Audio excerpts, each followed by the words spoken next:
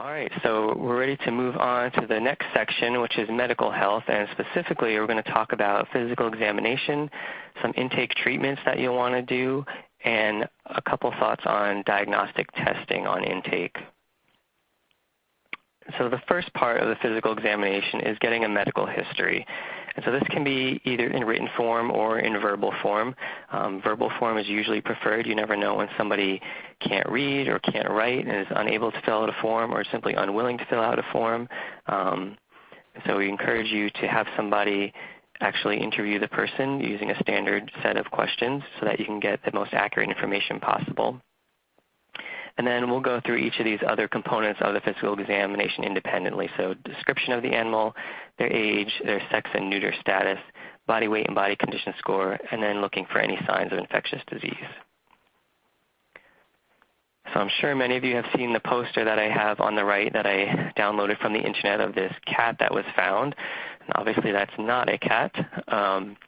But it makes a good point about why we need to be accurate about describing the animals when they come into the shelter. So you want to be sure that you have a species recorded and that it's correct. You want to be sure that you have the right breed written down to the best of your ability. And you want to have the appropriate color pattern recorded. And these are important for a variety of reasons. So you want to have an accurate description should an owner come in looking for a lost pet. And even if the owner doesn't know the exact way of talking about an animal's color pattern or breed, people at the shelter should be using a consistent format so that you all know what you're talking about with each other and you can help that owner find the animal that they're looking for.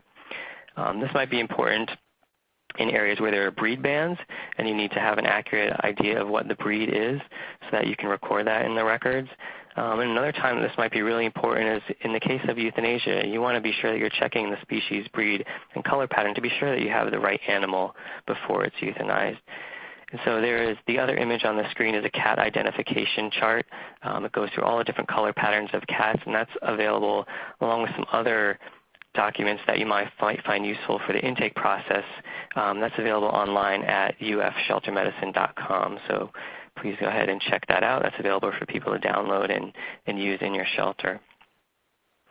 So the next component of the physical exam is determining the age, and this is important for a variety of reasons, especially when you're talking about vaccination, which we'll get to shortly. And so there's a few ways of doing this. When you're talking about puppies and kittens, you can look at some developmental milestones. So at about 2 weeks of age, their eyes will open.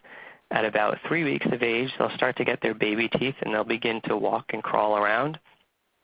At about 4 weeks, they're really walking steadily, and they may start actually playing and acting like puppies and kittens.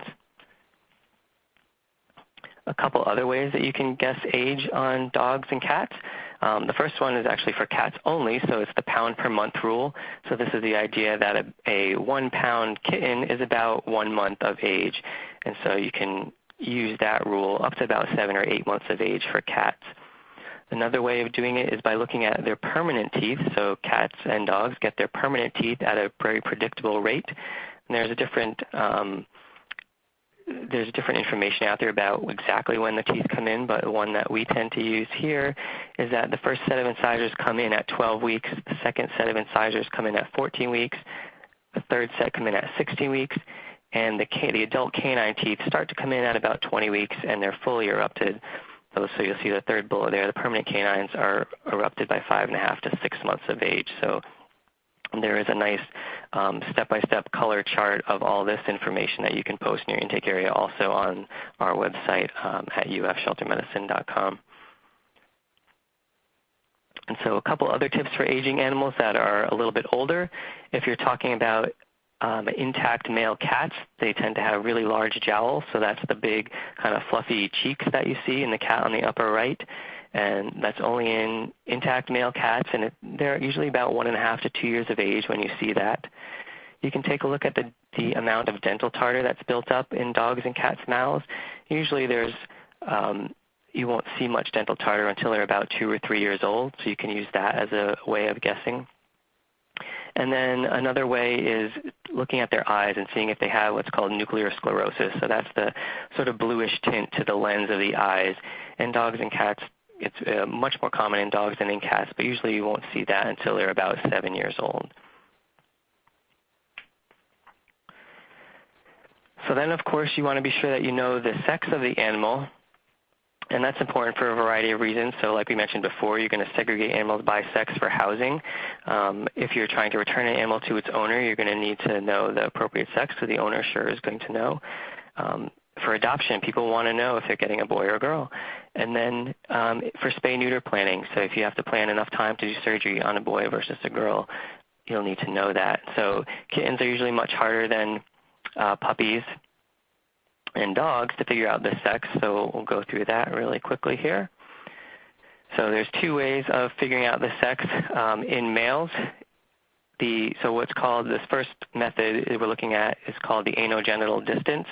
So that's the length of the space between the anal and genital openings. So in the male, it's a lot longer than in the female.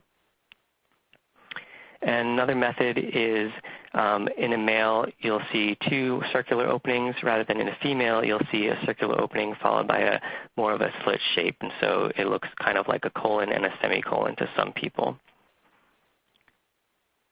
And then, of course, you want to check the neuter status so that you can determine, do we really need to spay and neuter this animal and get it on the schedule. And so some ways of doing that are looking at the body condition of the cats and dogs. So they tend to be overweight when they're spayed and neutered. Making sure that you're looking for, so that's the cat in the upper right, obviously. On the bottom right, you'll see a little green mark, so don't forget to look for tattoos. Animals that have been spayed or neutered hopefully are getting tattoos so that we can tell that. The cat in the bottom center has a tipped ear, so this is a cat in a managed feral cat colony. And then on the left, this one may take a little bit more skill to get used to doing, but you have male cats that have spines on their penis if they are not neutered, and the spines go away once they are neutered, so that's another way that you can tell.